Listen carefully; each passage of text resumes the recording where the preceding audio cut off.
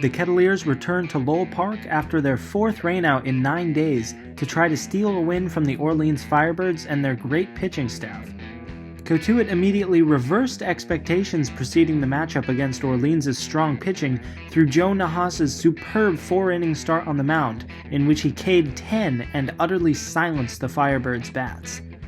Cotuit's bats had remained quiet too, until the 4th inning, that is, when Nick Gonzalez led off with a double and Casey Schmidt followed up with a single to put runners at the corners.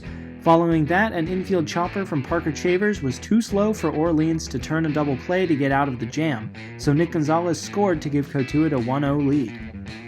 In the 6th, Gonzalez got on again, this time with a single, and following a Casey Schmidt walk, Oraj Anu came to the plate feeling he was long overdue for another big hit, and he smashed a ball into the right field gap for a crowd-fueling triple that drove in Gonzalez and Schmidt to give Cotuit a 3-0 lead. The Kettleers take a 3-0 lead. Oraj Anu with a triple all the way into third, sliding head first.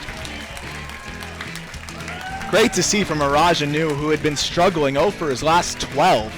Picks up a huge 2 insurance runs for the Kettleers here in the bottom of the 6th on a 2-out triple to clear the bases.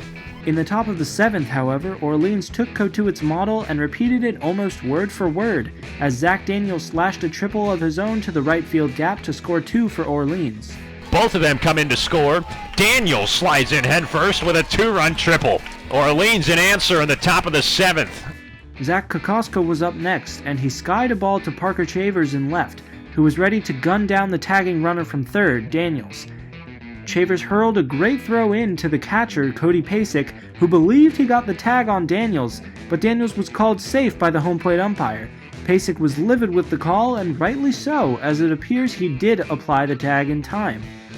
Nonetheless, the score stood at 3-3 after 7, and the Kettleers saw their best and last chance to win the game with 2 runners on in the 9th, but they couldn't capitalize and the game was called as a 3-3 tie due to darkness.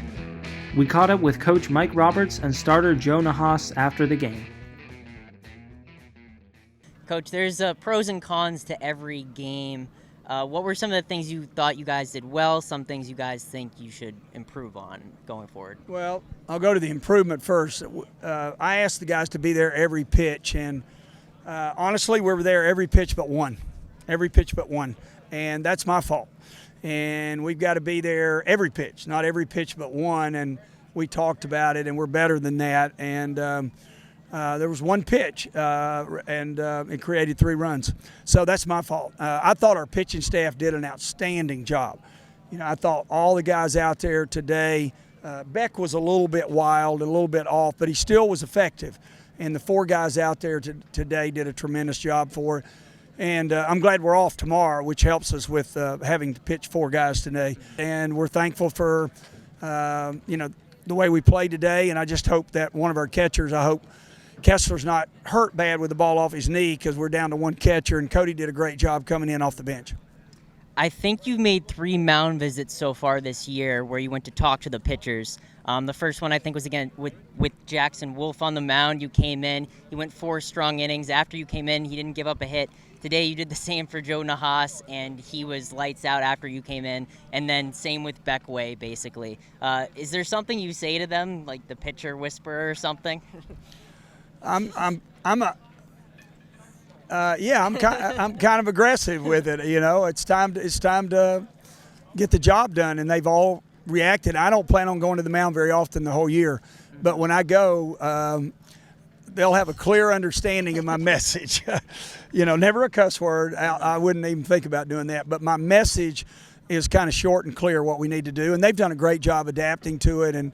And I really like our club. I really like our club. We've just got to be that much better.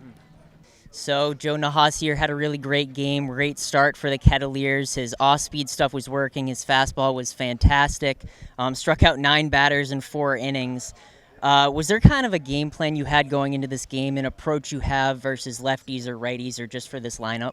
I saw in the scouting report before the game today that a lot of their guys had high strikeouts to walk ratio, so I knew that they were going to be free swingers, so I was able to throw the fastball through the zone, and fortunately got them to swing through it. Great. I know you're also a reliever. Is there a kind of a different approach you have when you're starting, or is it pretty similar? It's definitely a different approach. I started the last couple weeks at school, came out of the pen here to start the season. I kind of like the starting routine. You can kind of plan your workouts, and you can come in and really give it your all and not kind of conserve any of your energy. You can empty the tank on a start, and I enjoyed that today. Coach came out to the mound in the second inning. There were men up first and second. You'd already gotten 5 outs in the game, all 5 strikeouts, so you're doing pretty well. Was there anything he said to you that helped? He just kind of reminded me that my best stuff would beat theirs, and just to calm down and throw strikes through the zone, and it was what I needed to hear at the right time.